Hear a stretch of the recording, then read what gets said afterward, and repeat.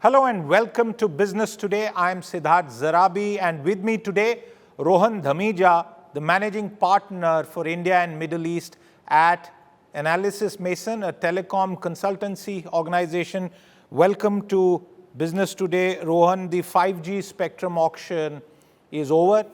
The government of India is now certain of 1,50,000 crore plus in revenue spread over several years. But the real point now that all consumers of India's massive mobile services market would like to understand from you is why have these companies purchased the kind of spectrum and shelled out the kind of money that they have, and what can they expect in terms of services, and how will the 5G ecosystem in India evolve? And I'm going to begin by stating this for our viewers once, that the three big bidders, apart from Adani Data Networks, which acquired a little bit of spectrum for private use, only for its own industrial use, Reliance Jio, Bharti Airtel and Vodafone Idea, and Reliance obviously the largest bidder, promising to pay for spectrum well over 88,000 crore rupees, Bharti coming almost half of that at over 43,000 crore, and Vodafone Idea with close to 18,800 crore. Rohan, these numbers don't really mean much for the average mobile user who's been used to a scenario where rates have fallen in the past and mobile broadband is very cheap. However, when it comes to the quality of service, one question that everyone asked me in the newsroom was, with 5G, will the network experience improve? Rohan, let's start this conversation from there. Okay, fantastic. So thank you very much, Siddharth. Thank you for having me on the show. Always a pleasure, and a good afternoon, good evening to all our viewers. So let me start out by answering your first question, Siddharth. Will network experience improve in a 5G world vis-a-vis a 4G world? And the emphatic answer to that is yes. Yes, network service, quality of service, throughput, or in layman's terms, the speed that 5G delivers over a mobile phone when you're browsing the internet on your mobile phone is many times order of magnitude faster and higher than the speed that you get when browsing the internet over a 4G mobile data service. So an emphatic yes to that question as first order of business, Siddharth. Okay. Try and tell our viewers about what is the qualitative difference between a 4G network and a 5G network on the following two parameters. One is the speed of browsing, that is the data experience. And does 5G mean better voice also? Because while we do a lot more data usage, voice is also an issue. And to put this in context, many viewers would say, today it's easier to have a better voice quality conversation on WhatsApp rather than the mobile circuit call.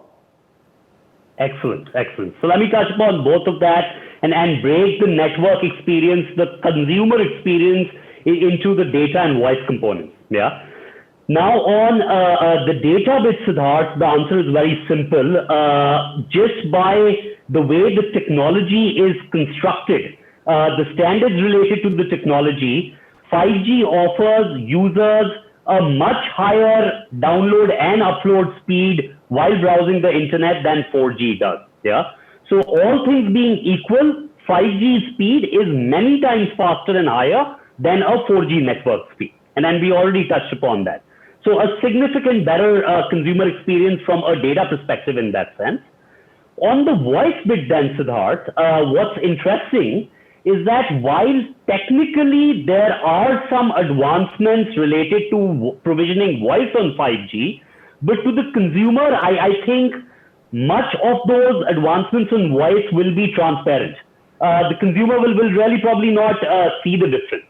However, because the amount of spectrum that has been auctioned for 5G, so you would have seen, Siddharth, that on the C-band, which is a 3.3 gigahertz band, 2 into 100 megahertz is the amount of spectrum that one or more than one of the operators has bought in a lot of the circles.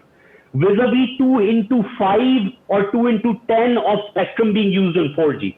So spectrum on 5G is almost sometimes 10, very often 20 times as much as on 4G, which basically means that the capacity provision in the network, which will be much larger, and hence that issue that voice used to give on 4G due to congestion and chock-a-block capacity, that will hopefully disappear in 5G.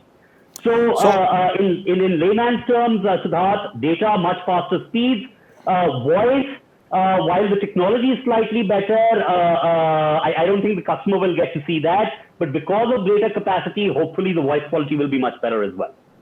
So to explain this further, are you really saying that this time the builder or the developer has been given a much larger piece of land, he has acquired a much bigger plot of land, and Absolutely. the houses that he will build on it will be much more spacious and better, but when it comes to lifts, it will still have only 2 lifts per tower? Well, I fully agree with the first part of your very interesting analogy, Siddharth, that the piece of land is much bigger this time around. It can accommodate much more people within that piece of land. It is going to offer a better living experience or talking experience and data usage experience to take the analogy further. I apologize, the lift analogy I didn't fully understand. Okay, let me restate that. So is it going to be a 3-bedroom or a 5-bedroom with 4 car parkings attached? I think it's going to be a 10-bedroom with 8 car parkings attached. Okay, wonderful. That's good. Who will be the best builder of 5G networks in India, Rohan? The answer to that is pretty simple, Siddharth. The best builder of 5G will be the operator that's gotten the best raw materials in terms of spectrum. And without a doubt, the emphatic answer to that is that Jio has gotten the most amount, both in terms of quantum as well as the best quality of spectrum. So Jio has acquired by far the most comprehensive spectrum portfolio in this recently concluded auction. And let me explain that a little further, Siddharth. I'll try getting not too technical, but given the subject matter. So there are basically 2 to 3 key 5G bands. There is the C band, which provides capacity, which all 3 operators have gotten. The Vodafone has gotten only in selected circles. But Airtel and Jio both have gotten in quite a lot of bulk quantity across India. But then there is the RollsRoyce of all spectrum bands, which is the 700 megahertz band. Yeah. And Jio is the only of the 3 Indian operators that has gotten that 700 megahertz band, which basically means that Jio not only has C band, but also has that absolutely world-class, best-in-class 700 megahertz band, which as a raw material to build this 5G digital highway, and hence will be the best builder amongst all operators. And of course, if there is interest, happy to explain why the 700 is considered the Rolls-Royce. Exactly, that was my question, because you took a car automotive example, but coming back to land, is this land in South Delhi versus somewhere on a highway towards Alwar? Is that the difference? It's actually in Lutyens, Delhi versus somewhere on the highway without taking the name of a particular highway. It's the difference is that stark, Siddharth. And let me explain the difference a little bit. So just by the law of physics, a low frequency band, yeah. So 700 being lower than the 3.3 gigahertz band, which is also called the C band, a low frequency band penetrates indoors inside a building much better than a high frequency band does. Yeah. What that means is that when a mobile consumer is sitting inside his house, if he has a Jio connection which offers a service on a 700 megahertz band, he will get a much better signal and a much better customer experience and much better data speed indoors than he would on any other operator's signal, because the other operators don't have that low band. Yeah. So back in the day, if you remember, sometimes sitting indoors or sometimes sitting in the basement, very often when it was still a voice world, consumers never used to get signal in the basement or when they were probably really inside their house, right? Similarly, in a 5G world, unless you have the 700 megahertz band, your coverage and customer experience indoors will be very poor. And Jio, being the only one that has the 700 megahertz band, will be able to provide the best-in-class, world-class indoor coverage and customer experience vis-a-vis the other operators. Why did the other operators, particularly Bharti Airtel, not get this Rolls-Royce of spectrum that you described? So hard for me to fully and holistically comment on that, Siddharth. It's probably not my place. But if I may take a stab at an outside-in view, couple of reasons. One, probably they are not as bullish on 5G as Jio is. Probably they're not as passionate about the opportunity that 5G provides to fulfill India's digital vision for the consumers as potentially one of the other operators is. Yeah. Two, even if they are, there are some balance sheet and financing issues, especially with one of the three operators that are well publicized and that everyone knows about. So in that sense, not everyone can afford to invest in a plot in Lutyens Delhi for the greater good of the consumers to take that land analogy further. So in that sense, to summarize, both a mixture of potential balance sheet and financing issues, as well as potentially a slightly different take on how they view the 5G opportunity in their own minds. Fair point. Rohan, since we are talking about a Rolls-Royce and it's the most expensive or amongst the most expensive cars that one can think of, does it therefore mean that 5G services will be equally expensive and they'll not be as affordable as the service experience that we get today? That's the beauty of the business case, Siddharth. And very interesting point here. So actually the Rolls-Royce analogy was probably a little bit of a misnomer. But to answer your specific question, while the spectrum is expensive, the 700 megahertz spectrum is expensive, as a plot of land in a good neighborhood in Delhi would be, or as an expensive and a good car would be. However, any operator who's gotten this band globally has not charged a premium on its 5G service vis-a-vis the 4G service or versus operators who are not launching 5G on 700 megahertz. Yeah. So while the band is expensive, however, the operator is not going to earn a return on investment by bumping up its tariffs. It's going to keep the tariffs the same as it was on 4G or as in line with its competition, even people who don't have the 700 megahertz band. However, the operator who does have the 700 band and has invested in the 700 band is going to earn a return on its investment on the 700 band because it will have significantly more market share than the other two operators. So our empirical evidence suggests, Siddharth, that an operator who goes to market and offers the 5G service on 700 plus C-band to consumers versus the competition offering it just on the C-band typically gains anywhere between 3 to 5% of market share in the market. Yeah. Now that 3 to 5% of market share at similar tariffs on a per consumer basis is what helps the operator earn a return on investment on this best-in-class 700 megahertz band, if that makes sense at all. Okay. Since we are talking about two key points that you have made for our viewers here. One, 5G will mean much better in-building network quality.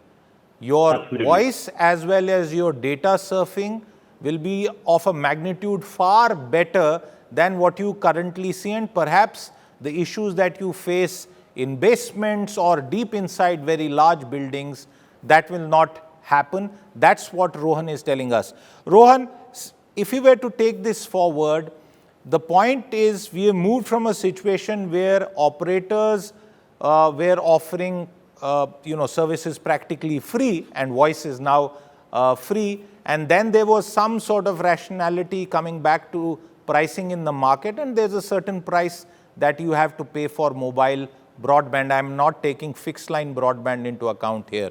What do you expect when it comes to pricing and tariffs for the average customer? And if you could also give us your own projections of how many Indians in which geographies are likely to become 5G consumers? Okay, fantastic. No, so there were two parts of your question, if I understood it correctly, Siddharth. Let me address the first one around tariffs and pricing. And I think we touched upon it briefly, but let's take the discussion on tariffs further. So you are absolutely right, Siddharth, that tariffs or in a telecom's language, tariffs translate into something called ARPU, average revenue per user per month, are amongst the lowest in India. Yeah. And this was because of the insanely high competitive intensity that existed in the Indian telecoms market before it rationalized to 3 players now. Yeah. Now, tariffs absolutely do need to go up in India. They have been going up for the last couple of quarters. The market hasn't shown too much of elasticity and has absorbed these tariff increases very well. And they will continue to go up irrespective of 5G.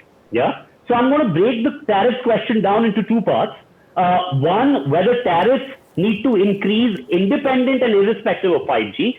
And 2, whether 5G could have an impact on overall ARPU increase. Yeah. So independent of 5G first, my opinion is that tariffs in India absolutely need to continue increasing. We're at an ARPU of around 175 rupees. I think everyone in the industry and even outside of the industry agrees that 175 rupee ARPU will grow to about 220, 230 rupees in the coming quarter, independent and irrespective of 5G. Yeah. Then, if we build the 5G story on top of that, once 5G comes in, while tariff on a per GB or per unit of volume base will remain the same. So 5G services will not be expensiver than 4G services like to like. Okay. However, customers will end up using more because speeds on 5G are more, and hence data usage per customer could go up. And in that sense, because of increased data usage and because of volume going up, the ARPU realization on 5G could grow by about anywhere between 40 to 50 rupees from the Indian consumer as well. Yeah. Okay. Rohan, sorry, please complete your point. Complete your point. No, I was just going to conclude on that first point, Siddharth. Independent and irrespective of 5G, tariffs will continue to grow in India, and we should see a tariff uptake of around 50 rupees on an ARPU basis even before 5G kicks in. And then 5G, even though tariffs will remain the same, but because of increased data usage volumes, ARPUs will grow another 40 to 50 rupees because of 5G. Okay, I'm going to do a few rapid fire questions. So on a... Sure, is there a hamper at the end of this? I'm kidding. Oh, wonderful, wonderful. We'll have to take that from the operators, perhaps. Rohan, how expensive will therefore my 5G handset be? And which are the 5G handsets you think will start getting launched in the Indian market? Okay, excellent question, Siddharth. So now I think from the service pricing is what the operators charge for the services they provide. We're now also touching upon the handset part, right? Because clearly from a total cost of ownership perspective, you need to pay for the telecom service, but even before that, you need to go buy your handset, which can support a 5G service, yeah? Now, 5G handsets are expensiver than 4G handsets currently, a little bit more expensiver. But as 5G hits a global scale, hits mass market globally, because of economies of scale, we expect 5G handsets to be as expensive or as not expensive, as affordable as 4G or rather even 3G handsets in the very near future. So in the next 12 to 24 months, the price differential between a 5G handset and a 4G handset will almost be next to nothing, will almost be minimal. So in that sense, in the very near future, we expect 5G handsets and a whole ton of them to be not very differently priced from the handsets that are available in the market today. Yeah. Now, in terms of which models and which manufacturers are coming out with 5G handsets, of course, currently it's the higher-end handsets such as the Apple iPhone. Samsung has a whole bunch of phones. Huawei has come out with a wonderful 5G handset. And then there are some other manufacturers as well. But as I said, within 12 to 24 months, I expect literally every manufacturer and their grandmother to come in with an affordable 5G handset in the Indian context. Okay, affordable handsets, and we have spoken about including network quality. So what I take from you here at this point is that the network experience will also be good. Just one last point to discuss, the three operators and their strategies, and you explained it very nicely as to who stands where. Explain to our viewers Adani's game plan. Because on one hand, you have Mukesh Ambani, who has disrupted Indian telecom over the last several years, built a 4G network which is absolutely world-class. The other operators have also done a lot. You now have the government putting in more money into Bharat Sanchar to get it 4G enabled. So in some ways, Bharat Sanchar is well behind the other operators. But what is Adani up to, and what does this private captive network mean, and why has it spent whatever amount of money that it has? Sure, fair enough. So Adani, the spectrum that it has bought, Siddharth, is primarily for private consumption. Yeah. Now let's talk about what private consumption or what a private network in 5G terms really means and really entails. Yeah. Now, of course, Mr. Adani and his great enterprise has businesses across ports, coal mines, and a whole bunch of other interests in a whole bunch of varying industries. Yeah. Now, what a private 5G network does, Siddharth, is that it basically is deployed in a private enterprise such as a large port or a large coal mine, and provides connectivity, not only consumer connectivity, but actually more importantly, enterprise machine-to-machine type connectivity, such as IoT on 5G connectivity, such as other machine-to-machine type use cases in large enterprises such as ports and coal mines. So Mr. Adani's group is going to use this spectrum to provision a private network in its ports and coal mines for its own coal mining and port business to use and benefit from by means of increased efficiency in those port and coal mining business. So this is not a commercial play that Adani Enterprises is looking to do with the spectrum, but rather it's bought it for private consumption to increase the efficiency within its ports and mining and other industrial businesses. Rohan, if large industrial groups, and you make the point about Adani's wide footprint, the Tata Group is also a massive conglomerate. By this logic, shouldn't they have also bid for private captive network spectrum? Fair point, Siddharth. I'm sure they must have been interested and studied this topic in a lot of detail at some point, because it does, from the outside, it absolutely does seem to make sense for them to have these efficiency improvements by means of 5G networks. But not every industrial conglomerate world over, Siddharth, has chosen to build the private networks themselves. In fact, for the most part, large industrial enterprises outside of telecoms have let the operators build the 5G private networks for them, and basically leased out capacity and use cases on those private networks from the operators themselves. So I think in this case, go ahead. Yeah, please complete your point. No, I was just going to say that in this case, it clearly seems that Tata, as a specific example that you cited, is probably letting the specialists, letting the experts do their job in terms of the operators building out the private 5G networks for Tata, and Tata would probably just be a customer to those private networks. But really, there isn't a right or wrong strategy on this, Siddharth. I think both are very interesting strategies. I think the Adani enterprise has been very enterprising, so as to say, or to say the least, in acquiring spectrum on its own and trying to build the private networks on its own. Quick So point. There was very quickly. There was a buzz about these big tech companies also bidding before the auction. It was just unconfirmed reports. Was there any truth to that? Hard to comment on, Siddharth. I would, again, from the outside in, I would think it's a topic that definitely is worth studying for them. It does have synergies with their larger big tech business. But on the flip side, I think these private networks are probably best left to the experts, the three operators that know how to run telecom businesses. So pros and cons on both sides of the argument. Okay, and very finally, when do you expect the first 5G commercial call to be made, and which operator is going to be first on that? I think the first one is easier to answer, Siddharth. If I was a betting man, I would say I would see the commercial rollout of 5G in India prior to Diwali this year, sometime in October. Who is going to be the one to roll out first? That's a hard one to answer.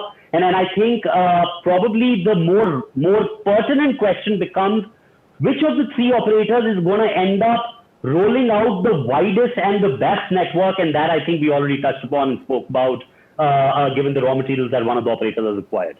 Absolutely. And Rohan, you've explained it very well. Clearly, there is a race that will happen in some ways, and it's going to be good. But the final point that I take away is this Diwali, the big dhamaka, is likely to be commercial 5G networks in India. Rohan Dhamija, thank you very much for your time with us here today on Business Today. That was a ready reckoner of sorts on India's tryst with fifth generation mobility. If you've been watching, thank you very much for your time. If you like the video, do like, comment, share and subscribe.